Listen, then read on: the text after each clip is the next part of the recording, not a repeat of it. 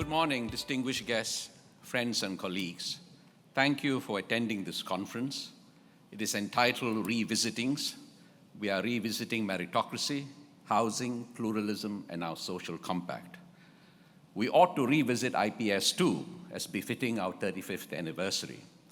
For the purpose of this conference, I asked IPS to interview some people. We deliberately set out to interview those likely to be critical, if not as stringent, loving critics, to quote Professor Tommy Koh, our special advisor. They all have had associations with IPS. Some, like Professors Chua Beng Huat, Linda Lim, and Pauline Strawn, have participated in our conferences and/or research projects. Professor Lim Seong Guan, the former head of the civil service, was the fourth S.R. Nathan Fellow. Professor Cherian George was an adjunct senior research fellow. And Mr. Sudhir Thomas Vadiketh was one of the co-authors of the paper on inequality that anchored the 2012 Singapore Perspectives Conference. Here's a brief video of their views.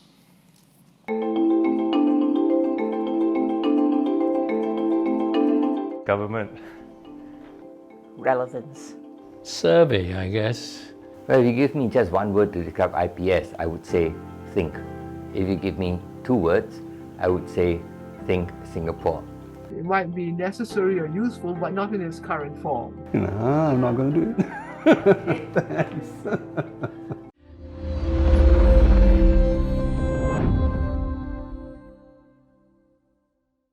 IPS, since I've known it from the beginning, was designed as or intended to be a think tank for the government on government policies. So I think that that's a good idea. I think it's useful. I think most governments have or should have in-house think tanks that help them to evaluate policy needs and policy outcomes and so on. I think IPS has been very adaptable. It started off focusing mainly more qualitative, work that would, tease out trends and, flavor, of our social fabric.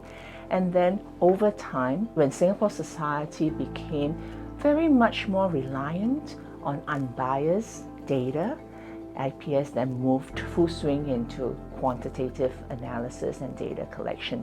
The public face is essentially dominated by the op-ed pieces and the surveys. It depends on what one expects of IPS as a public institution. So far, if the initial ambition was to provide some kind of independent thinking about public policies in different areas, there isn't much evidence of that. Like any establishment institution in Singapore, IPS, I think, can't be expected to be the master of its own destiny. It's a reflection of its times, of its environment. My impressions are that there are good people here. It's well resourced. I've met many scholars from here, but it's lacking independence from the PAP.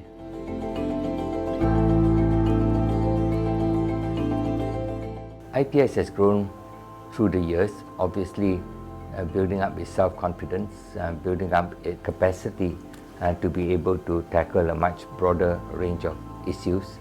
That to me has been a very good development for IPS. Back in the 1990s, I think when the government was keen on pruning the banyan tree, so to speak, IPS was able to serve like an honest broker between government, civil society, the intelligentsia. In the 2010s though, perhaps because the government feels there's already an excess of criticism, IPS has, I think, accordingly stayed away from controversy or research and activities that could be seen to add fuel to the fire. My reservation is that over the years, it seems to have moved more from an independent research outfit, which is what I think a government think tank should be, to more of a communications organ. It seems to be focused more on justifying and legitimating policies that the government has already decided on.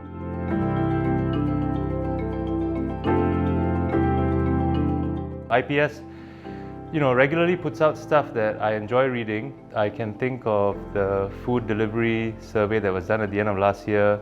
I think what IPS does well is actually identify hot topics, fairly early on, like inequality, demographics, race relations, and so on. IPS has correctly tried to help through the policy formation process by conducting surveys and developing ideas on issues which in a way has already been identified by the government, and IPS has been very good in building up data to give a sense as to whether we are acting in a good way or what adjustment we could be making to policy. An entity like IPS, which presents objective, relevant data to showcase the strengths of our social fabric, to highlight the trends, and very importantly, to also highlight the gaps.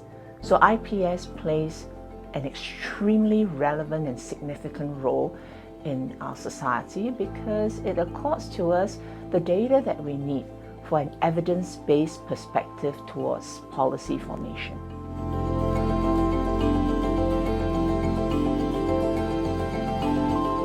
I think in the eyes of the independent journalists and writers out there who I can speak for, there's a question mark. Is IPS actually genuinely putting out independent research, or is it actually doing the PAP's bidding?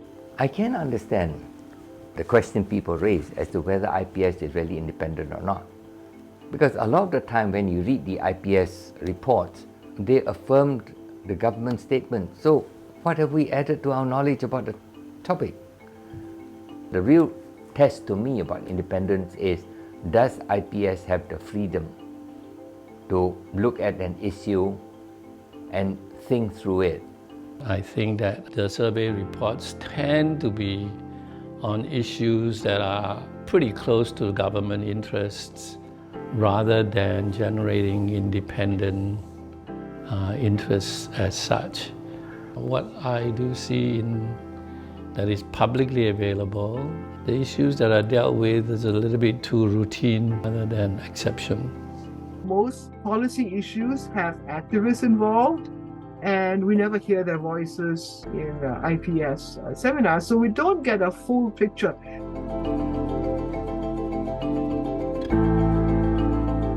As society becomes more complex, I think we will have to learn how to improve on our research methodologies and our data analysis techniques so that we don't run the danger of just producing top lines that are same old, and easy to surface. What I would have liked to see was for IPS to direct their attention to issues which have a much longer time focus than tended to be.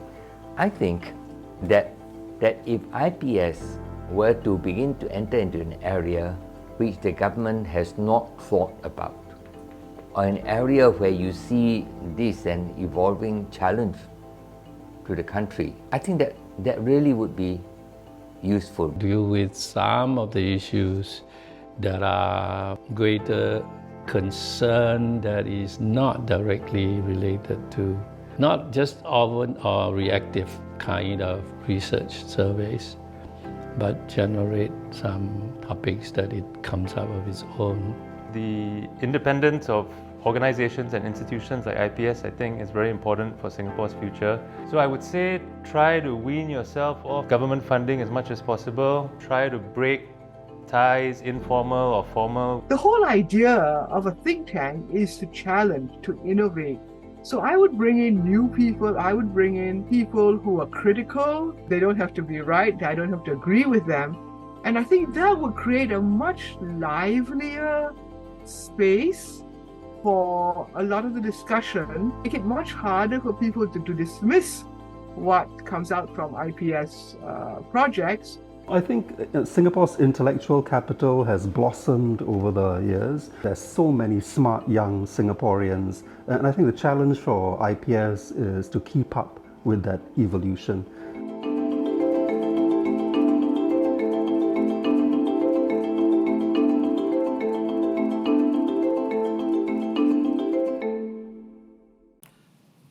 Some of our loving critics are less emollient than others.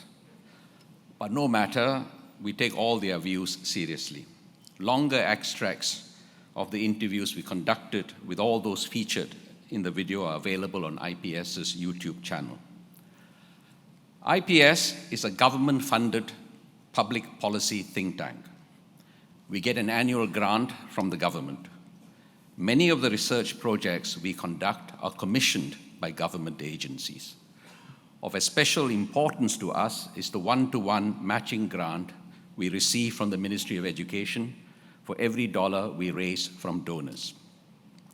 One of our former directors, Arun Mairnan, defined our relations with the government thus: IPS is close to the government, not part of the government. Close, but not part of. That distance, not part of, is as important as that proximity, close. Our main business has always been and remains public policy. Not politics, policy. Examining policy, discussing policy, publishing on policy, conducting surveys on various matters pertinent to policy, and providing platforms for a wide variety of stakeholders to meet on policy, like conferences, seminars, workshops, citizen juries, deliberative polling, and whatnot. We have been innovative in pursuing some of this work.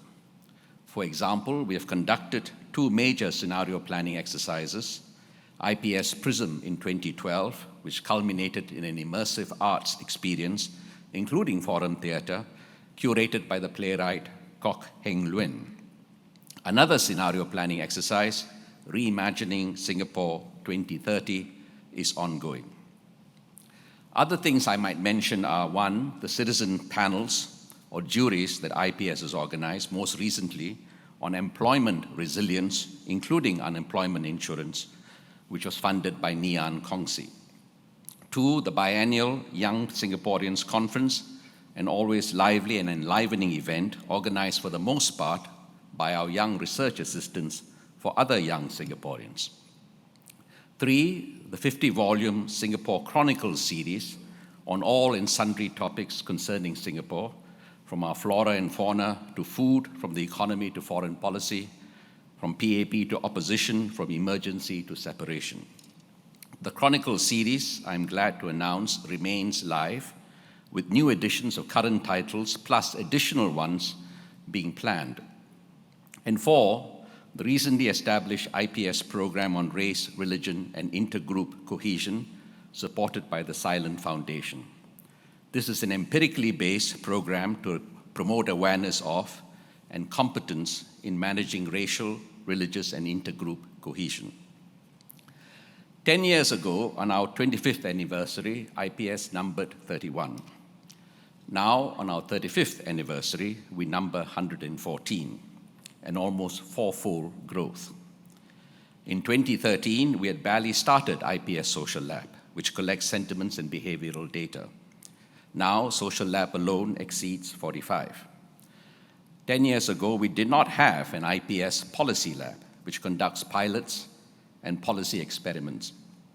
Policy Lab is beginning to do interesting work with 8 research staff. Together with Social Lab and Policy Lab, IPS's Society and Culture and Governance and Economy departments have continued to grow and deepen over the years. Collectively, we focus on 4 areas of research: managing diversities, inequality and social mobility, managing the challenges and opportunities of an aging society, and governance of a city-state. Governance of a city-state: diversity, inequality, aging, governance of a city-state. When IPS began 35 years ago, it was about the only think tank or public policy research unit in town beside the Grand Dame, ISIS. Now we have many more research institutions and think tanks, including one specializing in particular subjects like water and energy, and many devoted to regional or area studies, from the East Asia Institute to the Middle East Institute. As a result, IPS today, compared to the IPS of 35 years ago, has come to focus almost exclusively on domestic matters. Ever since we established Social Lab and now Policy Lab, IPS has been moving in a new direction. Not only researching, talking, and writing about policy, but also experimenting with policy, testing policy ideas, running pilots, figuring out what might work, what doesn't. Our people have done some interesting, valuable work in these areas, but we are still only at the foothills. Not just IPS, the whole field of public policy. There is a great deal more we can do in government as well as public policy institutions to adopt an empirical approach to policy making, testing proposals before they are adopted, let alone scaled up, building a body of knowledge on policy implementation and outcomes, constantly tweaking policies with the view of improving them and thereby improving the lives of our fellow citizens. Over the last 2 years, 2022 and 23, Social Lab alone has undertaken 35 unique projects, 26 of them conducting the research and analysis as well as collecting the data. Alas, less than half of this work has been published, such being the terms of the commissions and grants we receive. Social Lab's projects are too numerous to detail. I'll only mention a few. PATHS, short for Pathways and Trajectories of Households in Singapore, which tracks the long-term experiences and outcomes of 5,000 households here, including their employment and children's development. Youth Steps, short for Study on Transitions and Evolving Pathways in Singapore, which tracks over 3,000 youth, examining their educational and career pathways. A project in partnership with Mendaki to evaluate the effectiveness of an intervention program to empower low-income Malay Muslim parents to prepare their preschool children for maths. And finally, something we're most proud of, 2 surveys examining the motivations and stresses and needs of private hire vehicle drivers and food delivery riders. Our young researchers, research assistants and associates were very involved in this project. As a result of their passion, IPS contributed to government efforts to improve the working conditions of platform workers. This is only one example of the useful work we can do. It is not just a matter of producing research papers, as valuable as those are. It is also about mobilizing the passion and idealism of young researchers to improve policy, to make life just a little better for our fellow Singaporeans. I'll only mention a few of Policy Lab's projects to give you a sense of the possibilities here. Piloting programs to better integrate people with disabilities in their neighborhoods, offering debt relief to low-income families. A policy experiment to determine if alternative forms of organization using decentralized decision-making and governance can better achieve collective goals, social outcomes, and administrative effectiveness. A 3-year partnership with ToteBoard to improve the capabilities of non-profit organizations. I might mention a few initiatives in the pipeline. First, recently, Senior Minister Tharman Shanmugaratnam launched ToteBoard's 6 million Future Ready Society Impact Fund. The Lee Kuan Yew Center for Innovative Cities will focus on futures research to identify opportunity areas, while IPS Policy Lab will incubate solutions in partnerships across the public, private, and people sectors. IPS itself is working on establishing a social compact outcomes fund, which will adopt outcomes-based financing principles. The fund will pay for programs that achieve verifiable results.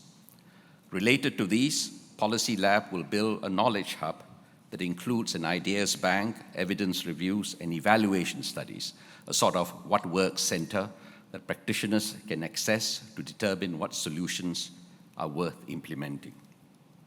And finally, Policy Lab is working on creating a solutions exchange to list promising, ready-to-implement projects so that good ideas can find funders. Our business is public policy, I said, not politics. And yet, we cannot avoid politics. Singapore's political landscape is bound to become more contested, in time perhaps even fractured. It is urgent various bodies in the civil space create and guard common spaces so people can meet regardless of political affiliations. IPS is one such space in the area of public policy. To paraphrase T.H. Huxley, sit down before fact as a little child, be prepared to give up every preconceived notion, follow humbly where the facts may lead, with no regard to what one side or the other in the political sphere might think. These are not easy ideals to live by. We can only try. Sometimes our findings are cited favorably by the ruling party. Sometimes they are cited favorably by the opposition. Either way, it hasn't mattered. It shouldn't. Will IPS still be around in 10, 20, or 30 years? Well, if we remain of use to the public service, to the government, to our various stakeholders, and above all, to the people of Singapore, there is no reason why we should not be around. And if we cease to be of use, there is no reason why we should exist. Sitting down before facts humbly includes listening to what our critics say. There is often a kernel of truth in what may seem to one, at first glance, wrong-headed or misinformed. At the very least, our sternest critics can function as sharp, piercing spurs, girding us into action with renewed purpose. The state of IPS is healthy. We continue to attract promising young researchers, 12 PhDs in the past 3 years alone. We continue to attract large numbers to our conferences. Our various stakeholders, including funders, continue to find us of use. I'm confident that we have built a sufficiently strong base to enable our researchers and staff to effect positive change for Singapore and Singaporeans. And now, may I invite Professor Terence Ho, who's moderating our first panel entitled Revisiting Meritocracy. Minister Chan Chun Sing will speak first, followed by two respondents, Professor Daniel Goh and Professor Jason Tan. May I invite Minister Chan Chun Sing and Terence Ho to the stage.